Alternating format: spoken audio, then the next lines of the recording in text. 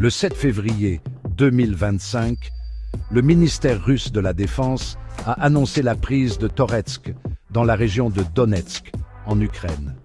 Cette annonce témoigne de la lente et inexorable avancée russe. Toretsk a joué un rôle crucial dans la stratégie de défense de l'Ukraine. La ville servait de base pour les attaques contre les positions russes. Sa position a permis à l'Ukraine de perturber les opérations russes.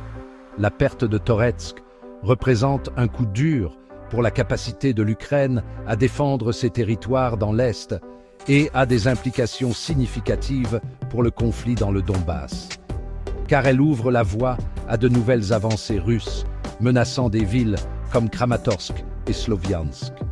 La chute de Toretsk modifiera l'équilibre du pouvoir dans la région, en faveur de la Russie. La prise de Toretsk met en évidence l'efficacité des tactiques militaires russes, qui, avec une stratégie de bombardement intense, utilisant artillerie, missiles et drones, ont affaibli les défenses ukrainiennes et ouvert la voie aux assauts de l'infanterie.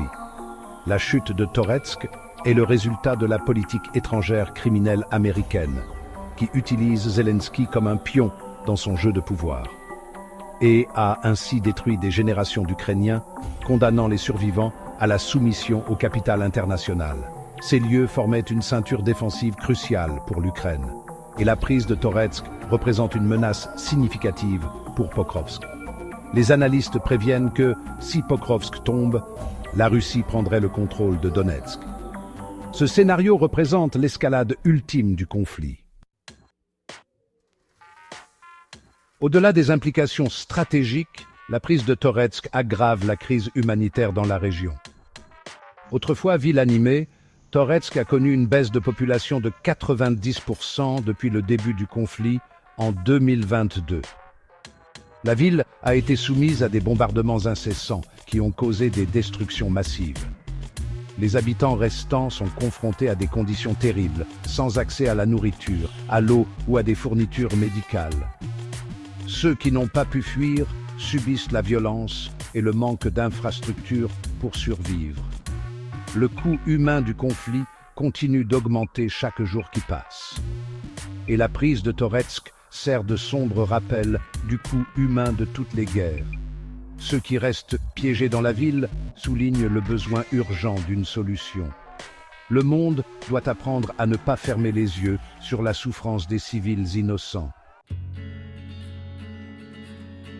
La prise de Toretsk soulève des questions cruciales quant à l'avenir du conflit et à ce qui va suivre. Alors que la Russie progresse chaque jour, l'inutilité de la communauté internationale devient évidente, qui s'est avérée incapable d'arrêter les faucons de la guerre, cédant au désir du pouvoir économique mondial et permettant pendant des décennies à l'Occident de chercher à étouffer la Russie, sachant que quiconque se sent acculé finira par attaquer. L'issue du conflit aura un impact significatif sur le paysage géopolitique de la région et devrait faire émerger des leaders qui sachent respecter les droits de ceux qui ne sont pas d'accord avec leurs lignes directrices et qui apprennent une fois pour toutes que l'ingérence dans les gouvernements étrangers ne devrait jamais être autorisée car sous prétexte de démocratiser le monde, elle ne fait que répandre la mort et la destruction. La communauté internationale doit revoir ses positions et rechercher non seulement la paix, mais aussi la justice. Le peuple ukrainien, et pas seulement lui, ne mérite pas moins.